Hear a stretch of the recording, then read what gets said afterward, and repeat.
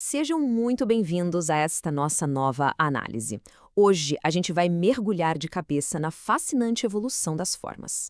Vamos descobrir juntos como uma simples geometria deixou de ser apenas um conceito matemático que a gente aprende na escola para se tornar literalmente o projeto definitivo e o mapa absoluto para a compreensão do universo.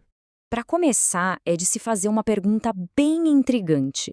Como é que uma forma super básica pode, possivelmente, encapsular toda a hierarquia divina e a soma de absolutamente toda a existência? Como é que saímos de um simples desenho no papel para explicar a complexa ordem do cosmos? E para desvendar esse mistério, nosso roteiro vai passar rapidamente pela evolução da forma esférica, dar um pulo na filosofia da Grécia Antiga, entender a dialética do cubo e da cúpula, explorar as esferas concêntricas e os intelectos divinos e, por fim, fechar com o misticismo e o cosmos. Bom, começando pela nossa primeira sessão, a evolução da forma esférica. Pensa bem, a atualização conceitual do círculo para a esfera é algo fascinante. O círculo é aquela coisa bidimensional, né? Ele foca na homogeneidade, imitando o tempo cíclico, inalterável. Não tem começo nem fim. Mas a esfera eleva esse simbolismo por um outro nível. Ela traz a terceira dimensão, o volume, correspondendo perfeitamente à nossa percepção do espaço absoluto e abraçando a totalidade física de toda a criação. E essa percepção volumétrica das formas nos leva direto a um conceito hermético impressionante, a famosa quadratura do círculo. Nos estudos simbólicos, essa transição do quadrado terreno para o círculo celestial significa a perfeição máxima do ciclo da existência. É basicamente a representação da Terra ascendendo ao céu, o retorno do que foi criado à sua essência não criada. Uma verdadeira realização espiritual materializada na geometria. Seguindo em frente para a seção 2, Filosofia da Grécia Antiga. Vamos ver como tudo isso começou a ganhar força. Há milênios, grandes pensadores já enraizavam a perfeição 3D da esfera na própria estrutura da existência. Lá no século 6 a.C., o pessoal do Orfismo e o Parmênides já descreviam a realidade usando esferas concêntricas para separar o reino terrestre do espiritual. Depois, no século 4 a.C., Platão argumentou que o Criador moldou o universo inteirinho como uma esfera perfeita. E na mesma época, Aristófanes chegou a descrever o ser humano original como uma esfera andrógena perfeita. Incrível, não é? Todo esse pensamento da antiguidade culmina num questionamento genial feito pelo filósofo Plotino, que resume perfeitamente como os antigos viam o cosmos. Por que o céu se move com um movimento circular? E a resposta dele é curta, direta e poderosíssima, porque imita a inteligência.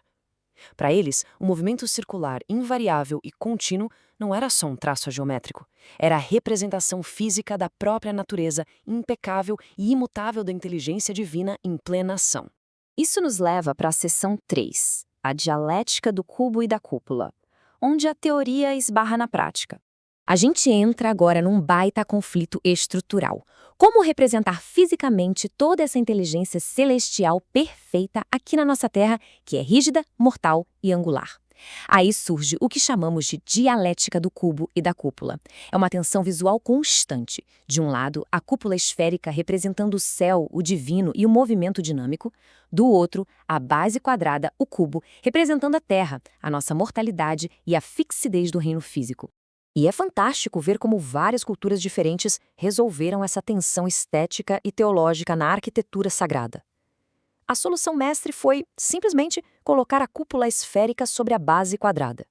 A gente vê isso nas basílicas bizantinas, nas igrejas românicas, na clássica estrutura cubo-cúpula das mesquitas islâmicas, na majestosa Basílica de São Pedro no Vaticano e, de forma super ritualística, na Caaba em Meca. Lá, o cubo negro terreno ganha vida através daquele intenso e ininterrupto movimento circular dos peregrinos. No fundo, esse casamento arquitetônico é uma mensagem fortíssima. É literalmente uma ponte geométrica entre o céu e a terra. No contexto do cristianismo, por exemplo, essa transição simboliza o próprio mistério da encarnação, a esfera celestial descendo para habitar o quadrado fixo e terreno, forjando uma união indissolúvel entre o divino e o humano. Certo? Avançando para a seção 4, esferas concêntricas e intelectos divinos. Para o misticismo medieval, a forma esférica foi multiplicada para mapear toda a hierarquia dos céus. Segundo antigas visões, o divino preenche a existência emanando através de 3 esferas primordiais, quase como um código de cores místico. A esfera do amor reverbera em vermelho, trazendo fogo vital. A esfera da sabedoria reflete o azul profundo, representando o intelecto iluminado. E a esfera da criação emana o verde fértil, simbolizando a natureza e a ação. Filósofos islâmicos fantásticos como Al-Farabi e Avicena estruturaram a criação divina usando exatamente essa lógica de esferas concêntricas. O cosmos era imaginado como esferas de cristal sobrecostas, emanando num processo passo a passo. Primeiro, a esfera suprema gera o primeiro intelecto. Em seguida, vem a esfera das estrelas fixas. Depois, as esferas planetárias vão sendo criadas sucessivamente, de Saturno até Mercúrio, até chegarmos ao último passo, a geração da esfera da Lua, a barreira final que toca o nosso reino terrestre. E assim chegamos à nossa 5ª e última sessão, Misticismo e o Cosmos. Tem uma frase lindíssima do reverenciado poeta Sufi Rumi, que diz: "Eu girei com os 9 pais em cada céu. Durante anos, girei com as estrelas."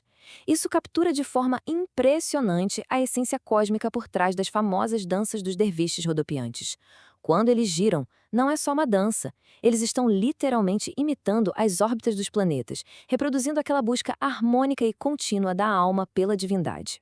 Mas olha que curioso, o círculo não era reservado apenas para as grandes estruturas ou cosmos. Ele servia como uma fronteira mágica impenetrável no dia a dia. Guerreiros celtas, por exemplo, gravavam letras em círculos de madeira para tentar deter exércitos inteiros. Vercingetorix, certa vez, desenhou um grande círculo ao redor de Júlio César. E numa escala bem mais íntima, anéis e braceletes nasceram dessa ideia mágica de circuito fechado, usados como estabilizadores para manter a alma segura dentro do corpo. Era uma crença tão forte que esses amuletos circulares precisavam ser removidos dos mortos para que a alma pudesse finalmente deixar a base quadrada mortal e ascender à esfera divina. Para fechar nossa análise de hoje, fica aqui uma baita provocação. Se os antigos já enxergavam o divino nas esferas do cosmos, e poetas místicos declararam que dentro de um mero grão de poeira residem um Sol e planetas girando, algo que, aliás, a nossa física atômica moderna curiosamente ecoa, será que a gente não está vivendo dentro de uma geometria infinita e repetitiva?